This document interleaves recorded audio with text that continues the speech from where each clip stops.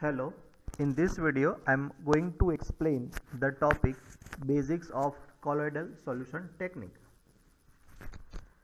The content of this video session are introduction about the deposition technique, basic principle of deposition technique, advantages of colloidal solution technique, applications and conclusion. Start with first introduction. Dear friends, colloidal any substance consisting of particles substantially larger than atoms or ordinary molecules but too small to be visible to the unaided eye. So we can say that more broadly any substance including thin films and fibers having at least one dimension in this general size range which encompasses about 10 raised to minus 7 to 10 raised to minus 3 centimeter. So colloidal systems may exist as a dispersions of one substance in another. For example, small particles in air or as a single materials such as rubber or the membrane of a biological cell. Deposition technique can be broadly classified into two categories. First, it is the physical and second one it is the chemical. Physical technique uses mechanical, electromechanical or thermodynamic means to produce a thin film of solid, while for the chemical route a fluid precursor undergoes a chemical change on a solid surface leaving a solid layer. Physical and chemical depositions are the two techniques that are used to create a very thin layer of material into a substrate.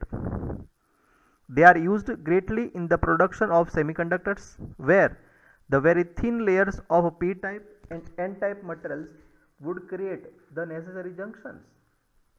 Physical deposition refers to a widespread range of technologies in that a material is released from the sound and which would deposited on a substrate using mechanical, electromechanical or the thermodynamic process, while the chemical deposition is stated as when a volatile fluid precursor does a chemical change on a surface leaving a chemically deposited coatings. When one tries to categorize deposition of films by chemical methods, one would find that they can be categorized into two classes. The first class is related to the chemical formation of the film from medium, and typical methods included are mechanical reduction planting, electroplating and vapor phase deposition. A second class is the formation of the respective film from the precursor elements. Example, iodorization, gaseous iodization, sputtering, ion beam implantation, thermal growth, CVD, MOCVD and vacuum evaporation.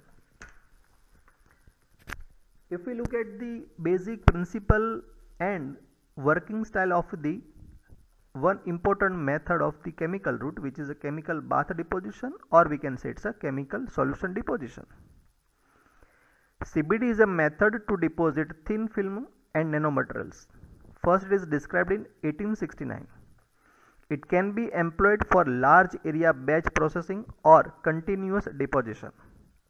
The major advantages of CBD is that it requires in its simplest form only solution containers and substrate mounting devices. One of the drawbacks of this method is that wastage of the solution after every deposition. Chemical bath deposition yields stable, adherent, uniform and hard films with good reproducibility by a relatively simple process. The growth of thin film strongly depends on growth conditions such as duration of deposition, composition and temperature of the solution, and topographically at the chemical nature of the substrate. The CBD method is one of the cheapest method to deposit thin films and nanomaterials, as it does not depend on expensive equipment and is a scalable technique that can be employed for large area batch processing or continuous deposition. The chemical bath deposition method uses a controlled chemical reaction to effect the deposition of a thin film by precipitation. Substrates are immersed in a chemical bath containing precursor solution as shown in this figure. If we discuss about the another method, that is the spin coating and deep coating. You might be familiar with the sol-gel process. So let me explain about the sol-gel process. Sol-gel process is the selection of suitable precursors which will react through various steps and finally converting to colloidal particles यानी कि sol or polymeric gels. A stable sol is required for the thin film deposition which can be deposited by spin coating, deep coating or drop casting techniques. While the sol is converted to a polymeric gel in order to synthesize powders.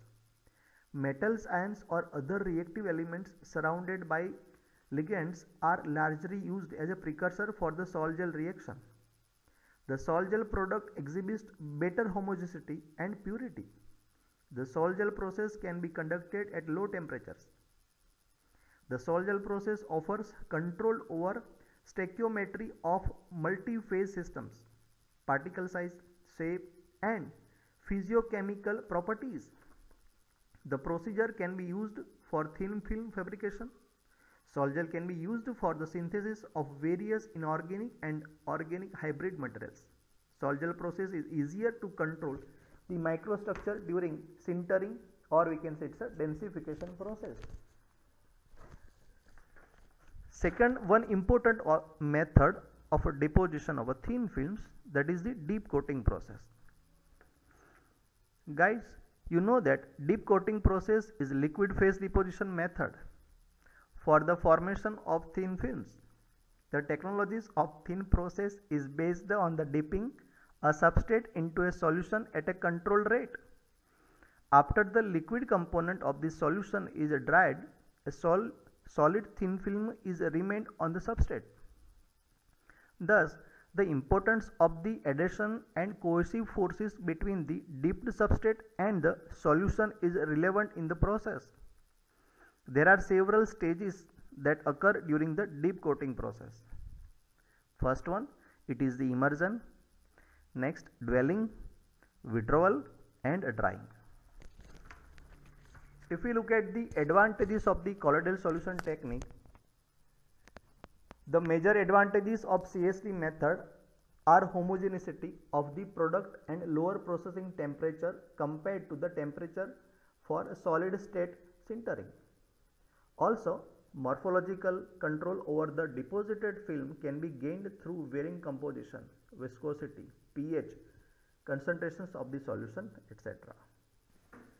Next, what are the applications of these methods?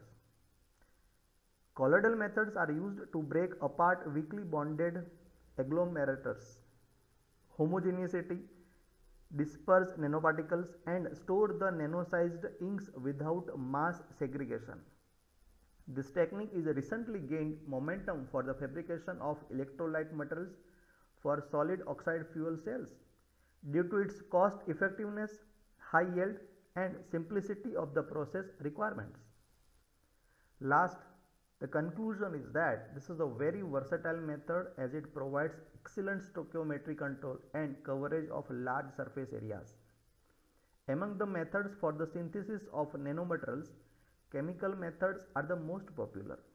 Compared with many physical methods, the instruments involved in the chemical synthesis are relatively simple and inexpensive.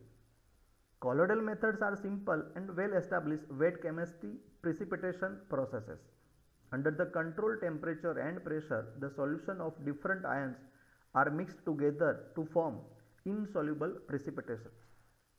Colloidal methods is a traditional method of synthesizing inorganic nanocrystals, including semiconductors and metals.